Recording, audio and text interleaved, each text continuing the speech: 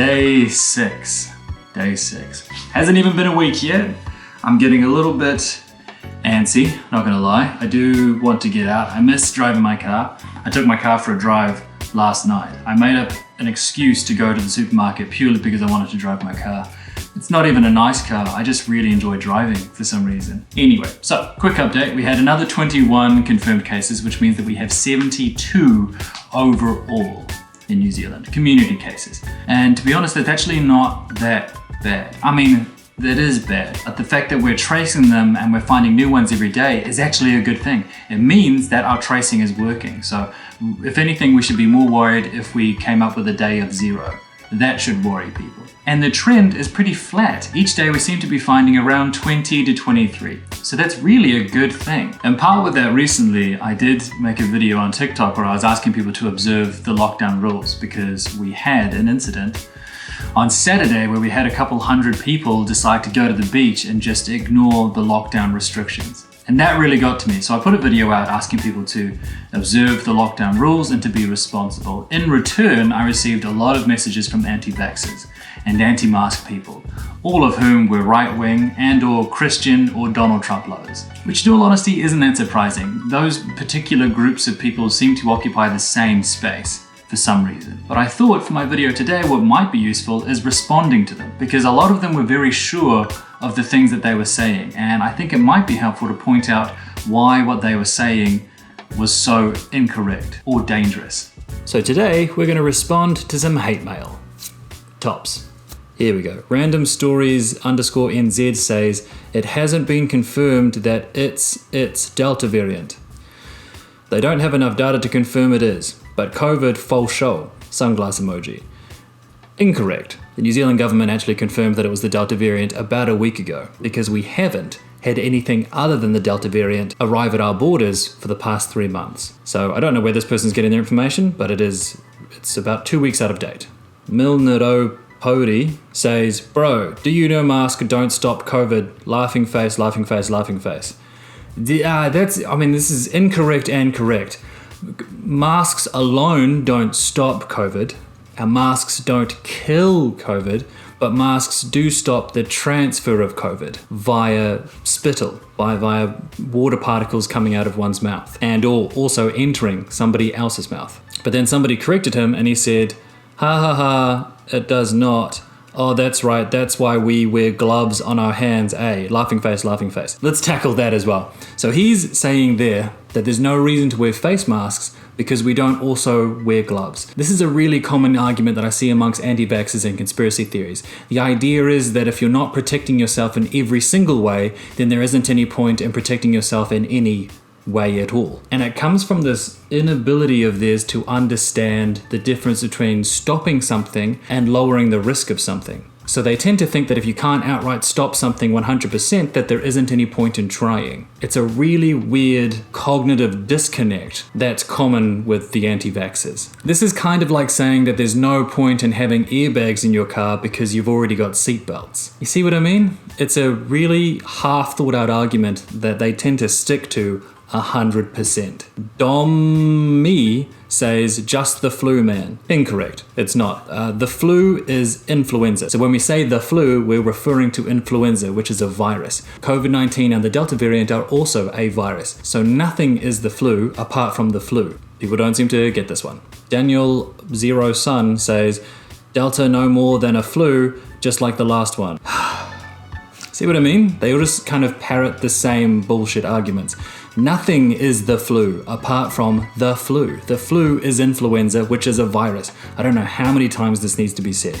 There is no a flu. There is only the flu. Influenza. The Feel GD guy, the Feel Good guy, says, not one case has ever been proved to pass COVID outside, so shut the fuck up. Incorrect. Lots of cases have been proved to move outside. I don't understand why people seem to think that air particles and water particles are different outside than they are inside. It is true that you are more likely to catch germs or any virus within a confined space like a room compared to being outside where there is lots of space and the ability to social distance. In a room, the air circulates, right? So if I sneeze, my germs are in the air within that room.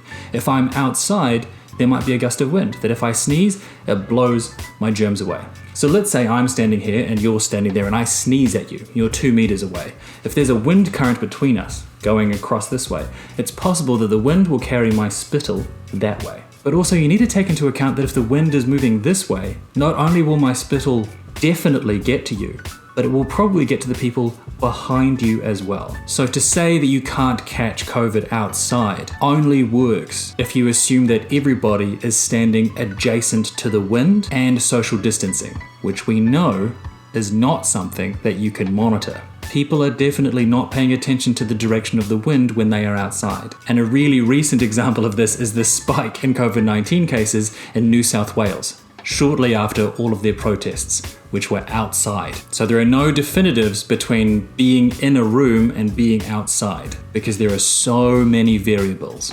Anyway, Donna says, it's a fucking flu, open your eyes. Again, it's not a flu, only the flu is the flu. But also open your eyes. I'm aware what she means by that, but that wouldn't be smart either, because spittle and germs can be absorbed through the eyes as well, which is why we social distance as well as wearing a mask.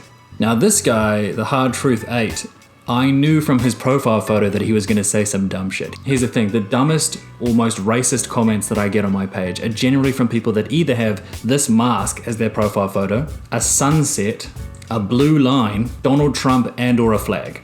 As soon as I see those photos in a profile photo, I know what I'm about to read is either really dumb or racist.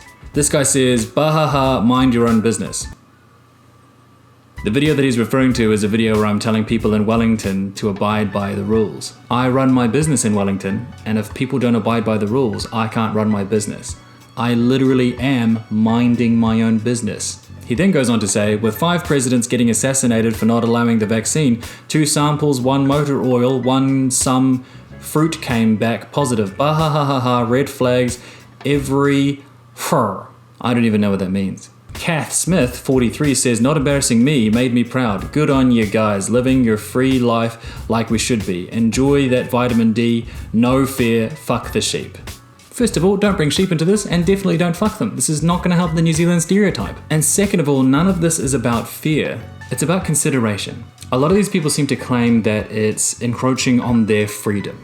And I understand that. That's a real issue that we should all be aware of as members of society. As human beings, we should always look and seek out freedom. But people also need to understand that when you're a part of a society, your freedom also depends on your cooperation. If you want ultimate 100% total freedom, then go off into the bush or find an island in the Pacific and just be there. Do whatever the fuck you want until the day you die. You can do that, just go do that. But if you are going to be part of a society that reaps the benefit of being a community, where you get things, especially in New Zealand, like free ambulance, free and or affordable healthcare, police, a fire service. If you want access to those things within your free life, you have a responsibility to that society. And so respecting and observing the restrictions around movement during a pandemic is not an encroachment of your freedom. It's a responsibility to your community that helps you enjoy your freedom. And I find often that this lack of compassion, this inability to think of the world outside oneself is so apparent within the right wing. And it really is the scariest thing. There's a quote here that I remember that reminds me of that, and it says, now, we must all fear evil men, but there is another kind of evil which we must fear most, and that is the indifference of good men. It's people's inability to care for anybody that is not themselves, and that lack of compassion is so wrought amongst that community of people. And lastly, Spillwood420 says, get on the wine train. Worry about you and your bubble mate. You can't change anything apart from yourself. I get where this person is coming from, but at the same time, if we don't speak out and encourage people to be responsible, then we're just being bystanders. I have a platform and an ability to encourage responsibility that could save lives, and I can't ignore that. As much as I hate dealing with these people, they do need to be dealt with. So yeah. You know what? That's day 6. Perhaps wasn't a fun one, but needed to be done.